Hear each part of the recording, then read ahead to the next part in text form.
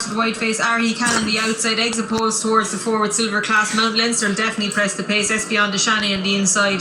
But as they approach the tape for the first time today, let's go to Richard Pugh.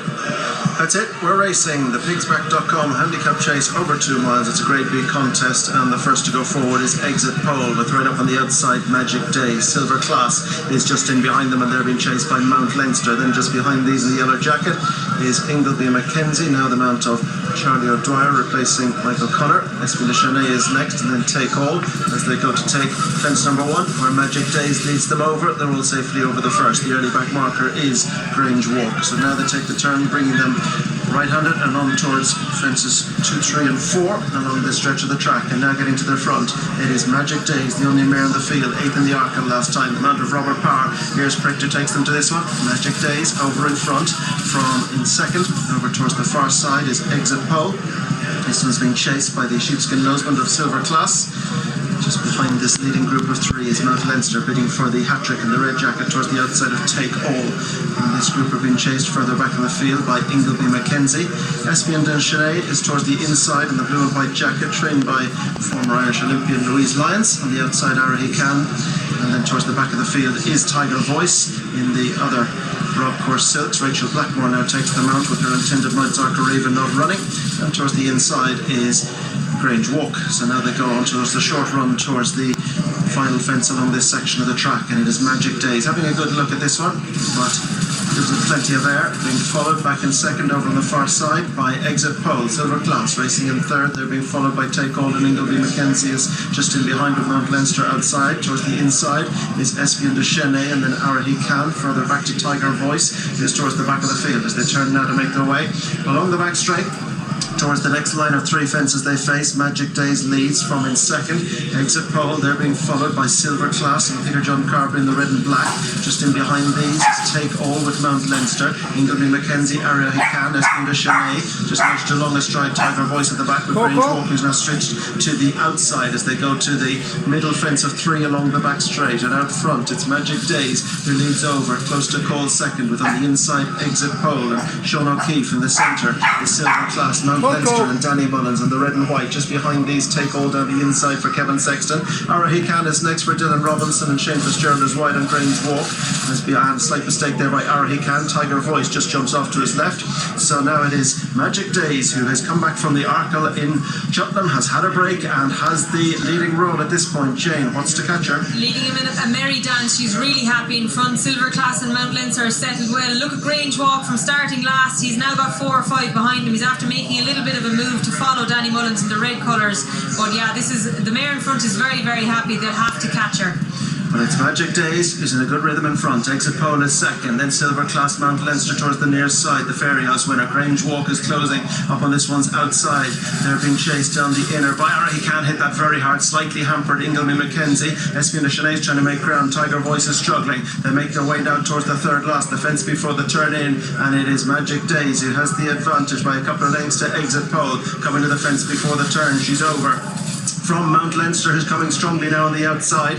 They're being followed towards the inner by Take All, and just behind these is Sil Ver Klass, and then comes Grange Walk trying to pick up, but Magic Daze with Mount Leinster is trying to challenge back in second. Grange Walk's trying to do the same on the outside, but is now asked for effort. They're being followed on the inside by Exit Pole, but Magic Daze still rolling in front of the mare as they come to the second last. Magic Daze from Mount Leinster. Now they're in between the final 2, and Mount Leinster's asked to go in pursuit, but Magic Daze has the advantage to the last from Mount Leinster. Grange Walk, Sil Ver Klass and Exit Pole. 1 fence left to jump, and Magic Daze, she's been good so far, comes to the last. She's quick and she's over. Mount Leinster not so quick. Espion de Shani at the last. Mount Leinster is trying hard, but as the racing guys, the closing stages, it's another Magic Day for Robert Power. Punchestown Magic Daze has won it. Mount Leinster is second. Back in third is Sil Ver Klass, and they're followed in by Exit Pole. Espion de Shani was next to RE Can, and then came Take All. They were followed in by Ingleby Mackenzie. Tiger Voice was the final one to go by.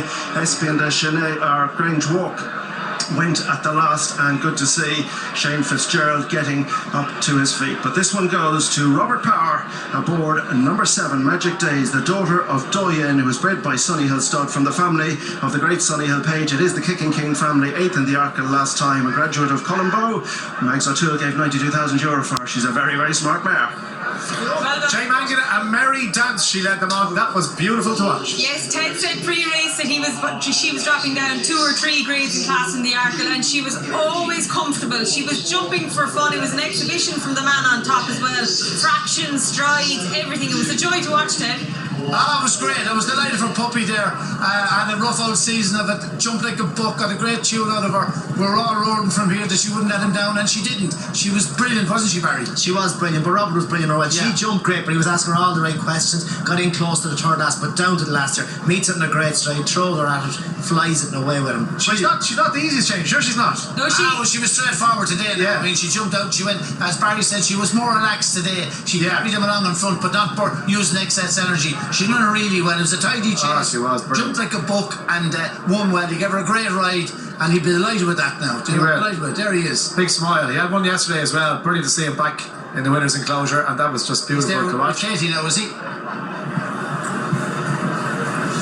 Puppy, Robert, that was absolutely brilliant. She's a little dinger, isn't she? Oh, she's a classic to me, you know. Her first run in Galway, the Grand National winner won the race, and Gavin Atco was second, and we were disappointed leaving there. So she was very good in Cork one day, and things just didn't work out in the Arco, but back on nicer ground in the handicap, she was very good today. Yeah, she was good, but you were dynamite. I tell you one thing, you got your fractions right everywhere. You were letting your roll, and do you know what? She was just in such a good rhythm, and she never let you down. No, she didn't, and to be fair to her as well, she's free going, but she's watching what she's doing, you know. She's not stupid, and she gives herself a breather jumping. You don't have to worry about slowing it down too much, and she's quick enough to bend well down to the second last. Oh, she was absolutely dynamite. Everywhere you wanted her, she was there, and she was that's exactly what I mean, what you're saying. She was watching. She was listening to you because your 2 ears were pricked. She knew exactly what she was doing. She was only waiting for you to tell her what to do. Yeah, exactly. You know, she wasn't as cooperative over hurdles, but the fence just puts her back on her hocks a little bit, and she respects it. And it's fantastic trying to win her in these colours as well. Yeah, they're great colours, Puppy, and they've been super to you. But you're not finished yet, Puppy. You got Ashdale Bob? No, looking forward to Ashdale Bob down the stairs, and what have we got then? Silver Shield in the handicap ran well in Fairy House as well, but I wear these colours on Teapoo tomorrow, and that'll be it. That'll be it. Yeah. Will it? It will, for definite. Well, I'll take one more turn here now. Well, I hope I'm talking to you tomorrow, but if I'm not talking to you yet again today or tomorrow, I'd like to say thank you very much on behalf of the jockeys. You're an absolute star, and listen, this was absolutely fantastic. You've ridden Grand National winners, the first man to, aside from John, 3 Gold Cups, 3, you know, the Irish Gold Cup, the English Gold Cup obviously, and an English National. What was the highlight, Pup? Oh, there's been so many highlights. It's hard to pick one out, but I think even that day here on St. John when he won his 3rd Gold Cup, Jack and Armand, Conor Greaves, as good a race as I ever rode in, and I got a huge buzz out of that. You know, that was as good a race I ever rode in, and I've had so many highs. I've had a wonderful career, and hopefully the next 2 days go well. Ah, they will, of course they will. But you know, we've had such enjoyment watching you as well. I remember you riding your first winner here on a mare bred by your mother Mags. Do you remember that? Beat a horse of your dad's Ruby on it. That's right. That was probably one of the best days as well, Katie. The first one you never forget. Yeah, super. And you had a great show jumping career, and you've been plagued with injury the last couple of months, but you've had a fantastic career. How did you come to a decision? Did yourself and Hannah decide that maybe this was going to be it? It's been, like, in fairness to Hannah, she always left up to me, and it's been torture the last couple of months now with the hip pain, and without Andy King and Santry and Niamh Guy, my physio at home, and Jennifer Pugh, Maria Keeley, John Butler. There's been so many people that have helped me along the way to get me through it, and Hannah's been very understanding because I've been very grumpy at times. Yeah, you've given us some great days, Robert. I know you. You know, you're a friend of mine along with being a colleague for a while, and I know your family well. I'm sure Conor Mags will be absolutely bursting with pride along with Izzy as well. And you know, just want to say I hope I'm talking to you again. I hope this isn't it, but I won't be after trying to win her anyway, Kate, I can tell you that. Well, I'm sure whatever the next step is, it'll be a success anyway. Cheers, Robert, thanks, Katie. thanks very much. Cheers, Katie. Well, Henry, the Bromhead, your reaction. Robbie Paul will be hanging up his boots after racing tomorrow. What a fantastic pilot. Oh my God, brilliant. You know, God, what he achieved over the years. He's and such a great guy to work with. So delighted to see he's gone out on his terms. And as well as a jockey, he was a horseman as well. Oh, brilliant. Great show jumper. You know, obviously his father was brilliant, and Robbie has done a lot of that. I think he still does, you know. So great horseman, brilliant rider. We've been very lucky to have a bit of success with him, and yeah, delighted for him, you know. And I'm so happy he won on the mare.